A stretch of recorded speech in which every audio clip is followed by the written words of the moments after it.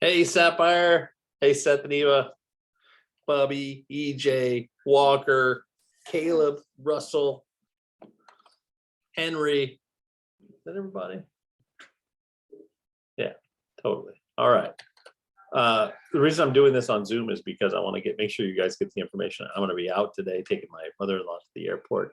She's going to California. I'm going to join her on Friday. So I won't be there for the Kahoot on Friday, but one of you will win for Sapphire. I wonder if one of you in Sapphire will win for the entire school. Wonder who that would be. All right, so you should have your worksheets in front of you. Let's just do it.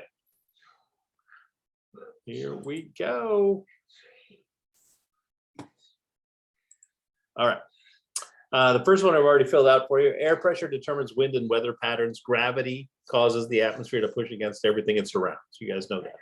All right. Air pressure is the blank per blank of area exerted on the Earth's surface by the blank of the air above the surface.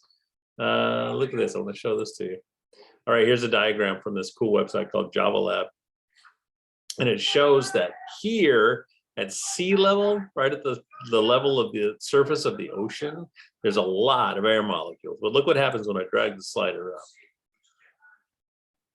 See how rapidly they decline. And here at, what is that, 35 kilometers above the Earth, where it's negative 37 degrees centigrade, so very cold. You're talking about very little air, right? But the closer you get to the surface of the planet, the gravity pulls all that air down. Those air molecules are actually pulled down by gravity. And so therefore, if you have, like, look at the tile under your feet, right? Each one of those tiles is a square foot, 12 inches, 12 inches, 12 inches, 12 inches. Now, if you just imagine all those molecules from wherever they start in the atmosphere, pushing down on that particular square foot of the tile that's right underneath you. And that is air pressure. The force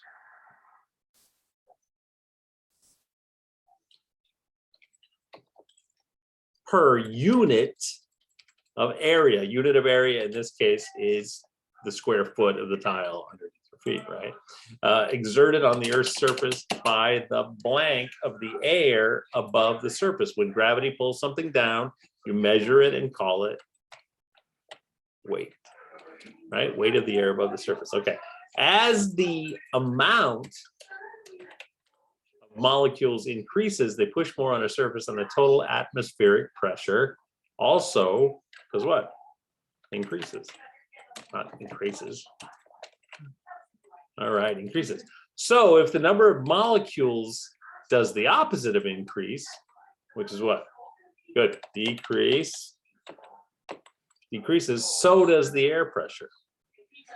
Air pressure is measured with one of two kinds of barometers. You remember the first one, it uses the metal, the metal that melts at an ordinary temperature, mercury. Or what's the other one? And the other one is the extra credit on the back of your sheet. Aneroid. Air pressure is measured with mercury or aneroid barometers. Mercury barometers measure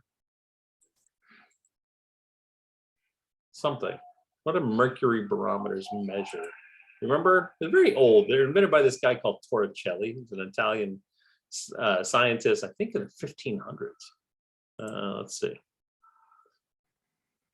Torricelli's experiment. Let's see. Let's read a little bit about it. Okay, the first person to measure the magnitude of air pressure is Italian scientist Torricelli.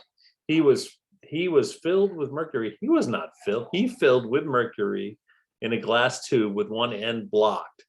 There he is, right? He's blocking that glass tube. And he stood it. Oh man, this must be translated from a different language. I wonder which one. And he stood upside down in a bowl of mercury. No, he didn't. He put the glass tube in the bowl of mercury. Then they found that mercury descended to a height of about 76 centimeters and stopped. Okay, but we don't measure it in centimeters. We measure it in millimeters. So that line right there, that dotted red line, is actually, excuse me, 760 millimeters. I'll put that in there because you'll need it for later on. 760 760 millimeters. So you see where that would be 76 centimeters, right?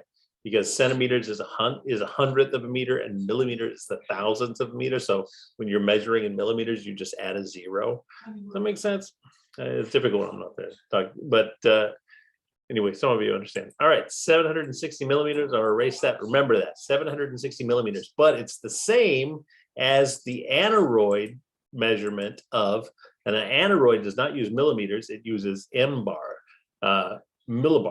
right?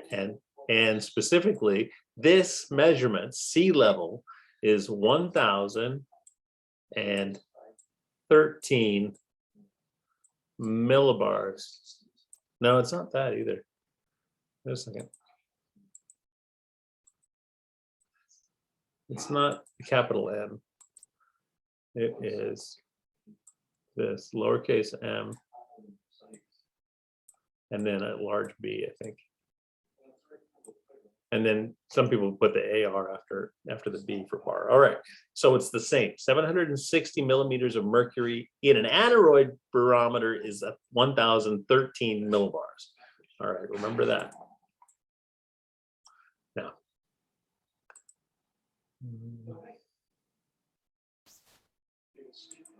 okay, so mercury barometers measure the height of a mercury something. Bobby, this is for you, man. Mercury blank in a vertical glass tube, just like basalt, right? Basalt is what kind of structure? Column. Good. Column in a vertical glass tube. As air pressure changes, the height of the mercury column does too, like just like the thing that your mom took your temperature with. It was a thermometer. There it is. All right, good. All right. Meteorologists measure air pressure in units called atmospheres, ATM, just like the automatic teller machine that adults get their money out of, right? 1 atmosphere is equal to this many millibars. You remember? 1,013 millibars at sea level. Oh, it is capital M. Look at that, capital M, capital B at sea level, which translates into this many millimeters of quicksilver or mercury on a mercury barometer. You remember? 760. Good. Okay. An aneroid barometer, which is what most wall barometers are, ones that are on a wall, uses so we look on the back of your paper, the extra credit, right? Uses a blank of tubing. Look at this tubing right here. It's like a snail shell, right? And something's wrapped in on itself like that. We call it a coil of tubing with most of the air removed. When the air is removed from something, you call it evacuated. Good. The coil bends inward when pressure rises, right? The pressure pushes down on it, it bends inward. But when the pressure drops, it does the opposite. And we call that bows out. So it goes from this to that, bows out when the pressure drops. All right. Now here on the back, 50 points per label. The labels I want you to put on it are these: pointer and coil.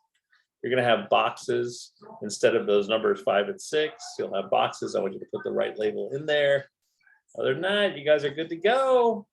I will see you probably this afternoon. I'm going to try to make a point to get you guys your papers. And yeah, that's it. And then I'll be there on Thursday. We'll do the Jeopardy, and yeah, be good. All right, see you guys soon.